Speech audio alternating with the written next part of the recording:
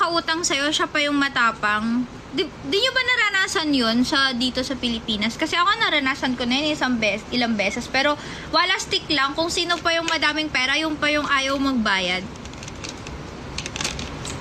Naranasan nyo na ba yun? Kasi mararanasan nyo lang yung inis ko kapag kung sino pa yung siningil mo, yung pa yung galit. Kung sino pa yung imbes na yung nagagalit, yung may pinag-utangan or yung may atraso, sila ba yung galit? Tama ba? Only in the Philippines. It's more fun talaga. It's more fun in the Philippines. Ang sarap na talaga minsan manakit. Mangurot. Sis, ang grabe eh. Pero sige lang. Aman tayo magagawa. That is love. That is life.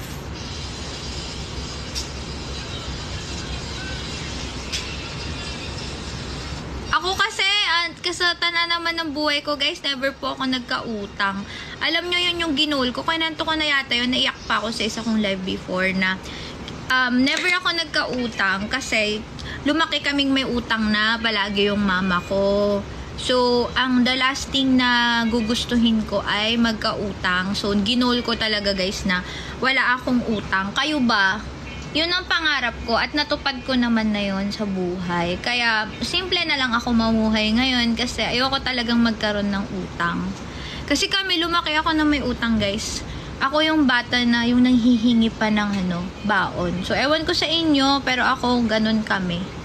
Walang masama sa pangungutang. Hindi ko sinasabing masama, pero ako, ginol ko talaga na wala akong utang, lalo na negosyante ako. Sabi nila, wala daw negosyanteng may utang. Pero ako, wala kaming utang ni Luwin. Hindi kami nag-loan. Wala kaming kahit na anong car loan. Bayad lahat ng mga namin. Ng mga loans namin. Bayad lahat. Cash kami lahat kung bumili.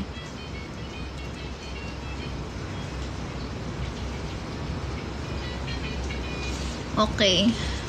Tapos yung mga nagpaparatang naman dyan ng mga, yung binayad daw sa Manuf, saan napunta ko. Tanongin nyo po yung Manuf. Tsaka guys, kung talagang meron po akong kasalanan, I don't have to explain myself. A lot of times, I kept saying this. Bakit po cyber libel yung kinaso, di ba? Kung meron kang kasalanan na tagnakaw ka sa isang tao, ang tawag po sa mga ikakaso mo po ay estafa. Kapag naman po, meron kang utang, ang ikakaso mo po ay small claims. Ayan. So, dapat alam nyo po yan. Huwag po kayong hindi porket kinasuhan namin yan. Niloko kami yan. Ang kaso dapat ay naaayon sa kasalanan. So, ang kasalanan ko lang daw ay siniraan ko sila. Siniraan sa banda. Okay. So, guys, be educated. Huwag kayong maging uneducated, ignorant. Kasi you will end up being bashed by people na may mga alam. Maging matalino po kayo. I-try nyo po yung best po ninyo na mas maging matalino po sa mga sitwasyon. Gamitin nyo po tong TikTok para marami po kayong matutunan.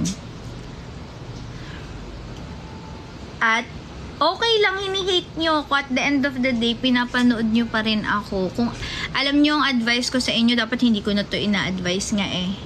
Kung ayaw nyo dun sa isang tao, huwag nyo siyang panoorin. Dumadagdag lang kayo sa algorithm niya. Gaya no, nagko-comment ka pa, alam mo ba yon?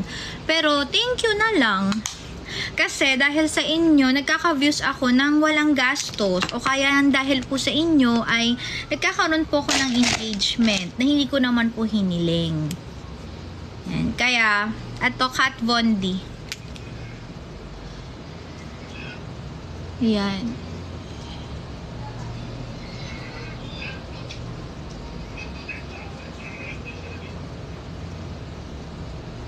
Yan.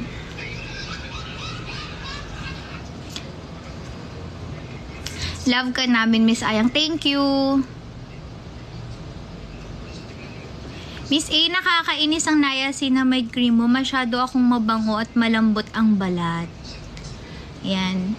So, sa mga nagsasabi naman po na puro sugar po yung aming drinks, edi sugar. Ayoko nang mag-explain sa inyo. Wala akong pake sa inyo. Paniwalaan nyo na lang yung gusto nyo paniwalaan. Total. Hindi ko kailangan manira ng business na ibang tao tapos gagayahin ko. Gusto mong sirain gusto mong sirain yung Aishi Taikyo Collagen Drinks namin tapos gagayahin mo. Magre-release ka ng lychee kamo, magre-release ka din ng melon. So, anong tawag mo doon? Diba? Bili na lang kayo, support nyo na lang, kaysa nandito kayo, na sinisiraan nyo yung product namin na FDA registered. Bili na lang kayo nung 10 sachets nila na 550 pesos, okay?